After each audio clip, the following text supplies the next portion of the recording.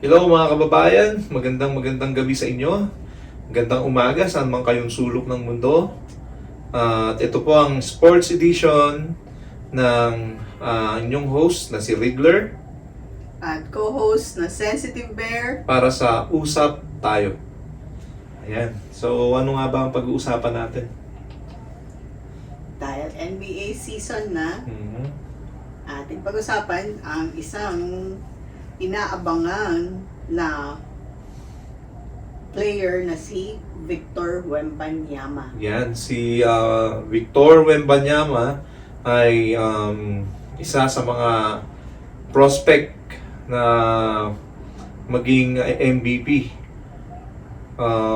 Alamin natin kung ano yung mga dapat malaman kay Victor Wembanyama, kung saan siya nagmula at yung kanyang mga stats. Okay, so mga kabataan ngayon, alam ko marami yung mga umiidolo sa kanya. Nakita naman natin yung ipinakita niyang galing doon sa laro nila versus Houston Rockets. So, pag-usapan natin kung sino nga ba si Victor Wembanyama. Ito, siya ay pinanganak noong January 4, 2004 sa La Chaux, France.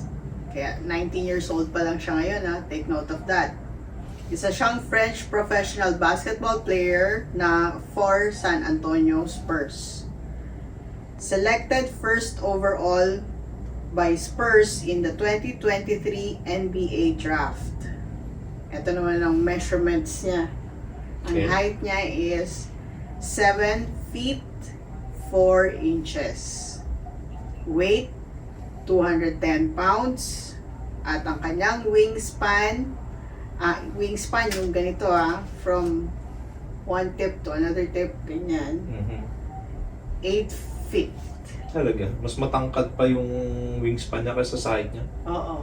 Usually, di ba, dapat proportionate or at least 1 or 2 inches. So mahaba yung reach niya. Yes. Okay, para siyang yung last episode namin, yung flamingo. Yung ganun. Hindi ka pa siya elastic.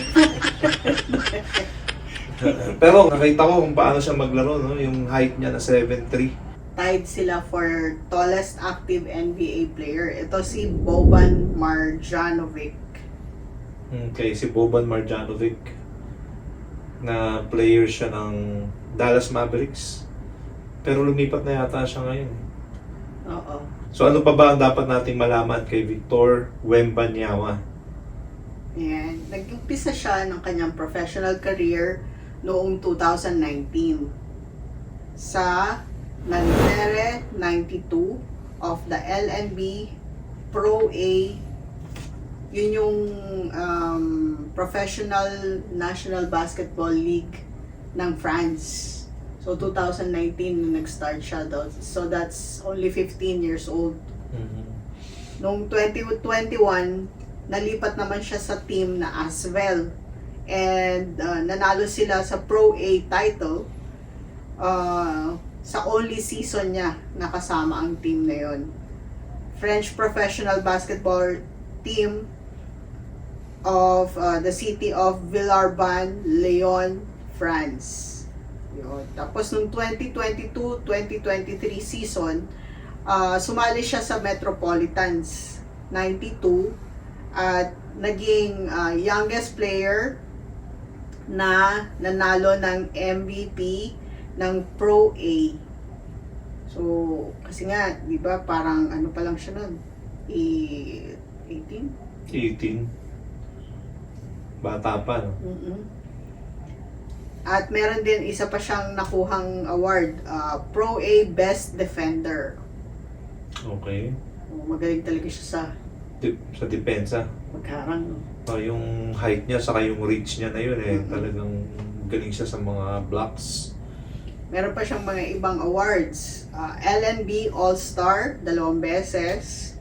All-Star Game MVP, 1 beses naman. At 3 beses na Pro A Best Young Player. Kung ano yung background ni Victor Wembanyama. Ano pang mga dapat nating malaman tungkol sa family background niya? Ang kanyang father na si Felix ay Congolese. Athlete din siya ng track and field. Ang nilaro niya ay high jump, long jump, at triple jump. Okay, so magaling yung lolo. Lolo niya yun, di ba? Tatay. Tatay niya. Oo. So yung tatay niya talagang leaper. Oo, kumbaga parang... Tipak lang.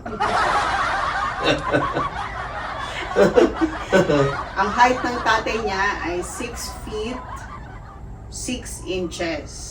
Ang mother naman niya ay si Elodie Def Fatero na naglaro din ng basketball at naging coach ng basketball pagkatapos niyang maging player.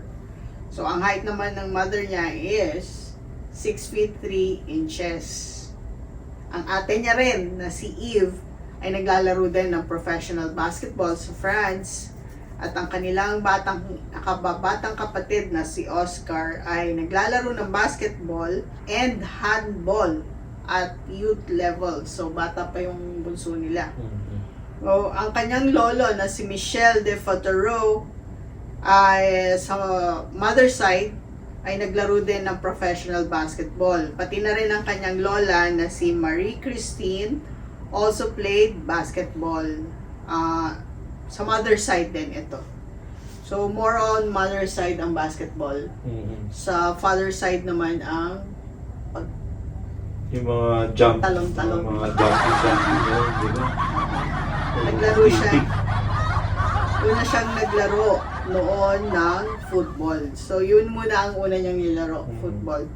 Tapos goalkeeper ang kanyang position at interested din siya sa judo nung kanyang kabataan. Hanggang natuto na lang siyang mag-basketball dahil nga, 'di ba, ang nanay niya ay basketball coach. Yun. Okay, so dahil talaga sila ng mga basketballista.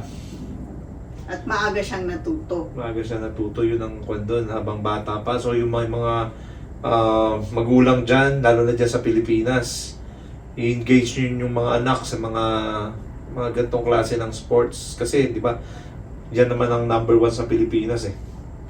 Yung pambansang sports natin na dating sipa eh, naging basketball na ngayon dahil sa lahat ng mga ang daming mga pwedeng paglaruan ng basketball sa atin dyan sa Pilipinas.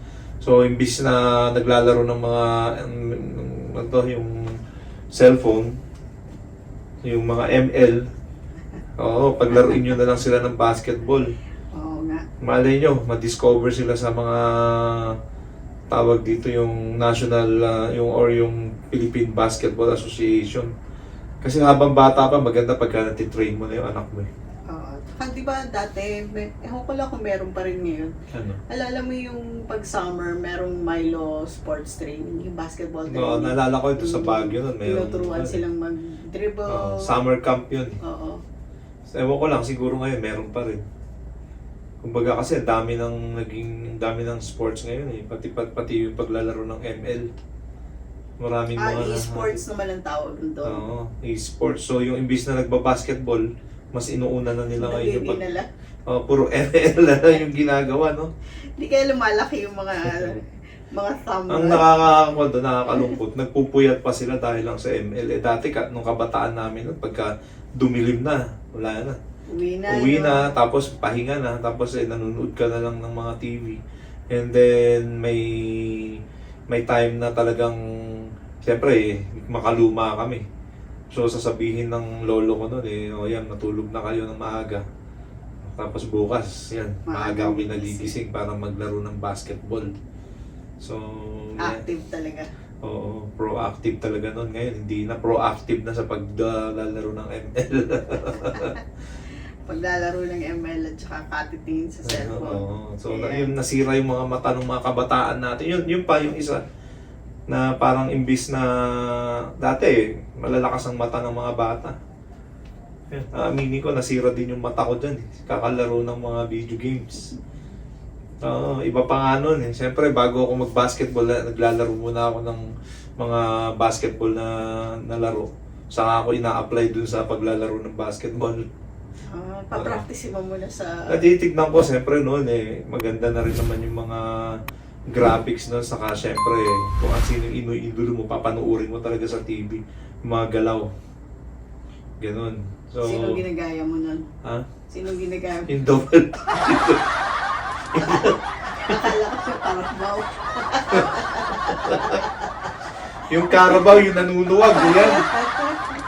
Oo, naalala ko na naman yung tawag sa akin yun, the Carabao. Okay, huwag na natin paalala yan. So, balikan natin si Victor Wembanyama. Yes. Alam mo bang nag-umpisa siyang maglaro sa edad na 7? Diba? 7 years Kaedad old. lang ng ating bunso. Oo, parang si Melanie lang siya, ganun kaliit, nagbabasketball. Oo, nagbabasketball na siya at kasali na siya sa liga, kumbaga. Anong height niya nun? Ay, walang nabanggit. Mga midgets siguro, Mm. mga height nun eh, mga nasa 5 na. Malamang na hindi siya midget. Kasi, ito isabing banggitin ko lang kung anong team. Entente Les Cheney Versailles. So, sa lugar nila to, kung saan siya pinanganak. Tapos, nung pagtungtong niya ng age na 10, napunta naman siya sa youth system ng Nanterre 92. Kasi na-discover siya, nung 9 years old siya, na-discover siya na ni Michael Alaro. Nakita siya na naglalaro na, di ba nga, player siya nitong Entente. Nakita siya na nandun sa bench nila, nakaupo doon, napagkamalan siyang coach dahil nga ang height niya na nung 9 years old siya ay 5'11". 9 years old, 5'11", tangkad na. Malaking bulas talaga, di ba? Yes, Ano siguro. kaya ganyan. kinain ng batang ito? No? Pero matatangkad naman kasi yung magulang niya, nasa 6 din. No, pero usually, ang computation kasi niyan, kapag medically, i-add mo yung height ng parents, tapos i-divide mo lang by 2. Parang average ng height ng parents. O siya, nag-exceed pa siya sa height.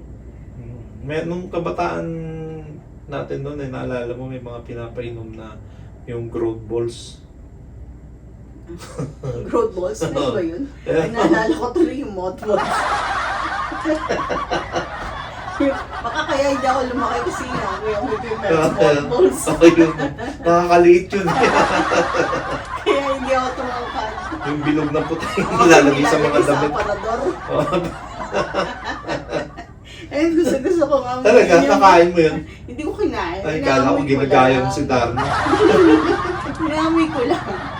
Mabango talaga yun, pero siyempre hindi nagpatatangkad. Pero yung growth balls, ano yun? Basta meron yung parang pinapainom na, yung parang, basta pampalaki. Kumbaga yung mga sa atin yan, di ba, yung tiki-tiki. Yung gano'n. Pero pagka yung high school ka na nun, may pinapainom sila na parang pampatangkad eh. Oo. Na-miss ko yun, hindi ako pinatangkad ng nanay ko. Kumain ka kasi ng mothballs eh. Hindi nga. Dapat kasi huwag kang pinakain mo yung mothballs. Talagang, Addict lang. buti nga di ka nagkapakpak. Ang mothballs naman para umiwas na yung mga gamu-gamu doon. Ay, okay. Bakit naman ako magkakapakpak? Okay. So, marami pa tayong dapat malaman. Meron pang mga ilang detalye kung paano siya napunta sa NBA. Nung February 2018, 14 years old siya, pinahiram siya sa FC Barcelona para sa Mini Copa del Rey Under-14 tournament sa Spain. Nanalo sila ng 3rd place noon. Pero nung hinihingi na, yung parang nire-recruit pa siya to play on sa team ng Barcelona, nag-decline na siya. Parang feel niya na wala doon yung potential, hindi niya nailalabas yung potential niya. So masyadong madali na sa kanya yung liga nila doon. Dahil maliliit din yung mga kalaban, di ba? Isa rin yun. Naglaro din siya para sa French national team, youth level, at nanalo sila ng 2 silver medal. Kasama na doon ang 2021 FIBA Under-19 World Cup, where he set the FIBA world record for blocks per game in a single tournament. Naka 40 blocks siya. Wow. record, ano? Oo, record ng FIBA. Okay. Isipin mo, ang haba nung kamay na, parang pagka hindi na tinaas niya. Ano eh? Parang ano eh, parang kung titingnan mo nga parang volleyball player din siya eh. Kasi lahat ng, yung bawa pag bitaw nung player na ganyan ng bola, May spike gaganyan niya na parang block ng spike eh. Hindi tangkad. Saka kasi nung nakita ko siya, kumbaga yung dati kong mga iniidolo, sila Michael Jordan, sila Tim Duncan, Grant Hill. Ito na ngayon yung paborito ko. Si Wembanyama. Oo. Kasi talagang mahilig din ako manood dati sa Spurs nung panahon nila Manu Ginobili at saka nila Tony Parker. Robinson nung naglalaro pa siya. So napakaganda nung lineup ng Spurs dati. Oo, saka basic na basic yung mga laro nila, walang mga fancy move. Saka nag-evolve na kasi ng basketball. Gusto ko sanang i-highlight yung last na game nila sa Houston Rockets. So kung makikita natin dito sa ating screen, panoorin natin. Ayan o, nag-alley hoop. So siya lang talaga yung inaasahan. Kumbaga hindi kasing solid nung dating team ng Spurs nung meron pa si Robinson at saka si Duncan at saka siyempre si Parker at saka si Manu Ginobili. Isipin mo, galing oh. Diba? Napaka, yung height niya na naglalaro na ganyan parang yung mga height lang nila Michael Jordan na 6'6" oh. Konting talon na lang, abot na niya. Hype na hype yung laro niya. Saka sa 7'4", magandang galawan na talaga yung ganito. Ang problema lang talaga niya is yung kanyang katawan. Kulang pa Ayan. sa laman. Kulang pa siya sa laman. Pero malaki na yung improvement niya kumpara nung time na na-drop siya. Medyo payat pa siya nun. Ayan. So, hirap na hirap silang pumasok dahil doon sa height niya. Depensa talaga. So, nagkaroon ng overtime dito sa game na to. At yun nga, na lamangan nila ng 4 dun sa overtime. Saka meron din siyang perimeter shooting. So yan guys, nakita natin yung mga galawan ni Victor Wembanyama. So yan, bagong idolo na aabangan ko talaga na kung may time na meron pa tayong ibang araw na pwede natin siyang i-content ulit, bibigyan ko to ng pansin. Ano nga ba yung naging stats niya dito sa So game yung na to? naging stats niya dito is 21 points, 12 rebounds, 2 steals, at saka 3 blocks. Yan ang naging double-double siya. So 21 points and 12 rebounds. So isipin mo di ba yung mga ganyang points parang ang height yung mga nasa 6'5 to 6'6". So magaling talaga. Yung laro nila nung kahapon against sa Clippers, natalo ang Spurs dahil binantayan talaga siya kumbaga yung depensa talaga nila, katawan talaga yung pinanlaban nila sa kanya. Tapos home court pa ng Clippers. So, pa natin. Pang ilang game na nga nila yan? Pangatlo pa lang na game nila yon. Ang susunod nila makakalaro is yung Phoenix Suns, which is dito sa US 31st. Pero mukhang mahihirapan na naman yata sila kasi ang standing ng Suns is 2-1. 2-1. 2 wins, 1 loss pa lang sila. So ang Spurs is 1 win, 2 losses. 2 loss. So makikita natin, yung 2 losses na yun is kung matalo nila ang Suns, giging 2-2. Pero magkasunod yata yung laro nila na yun.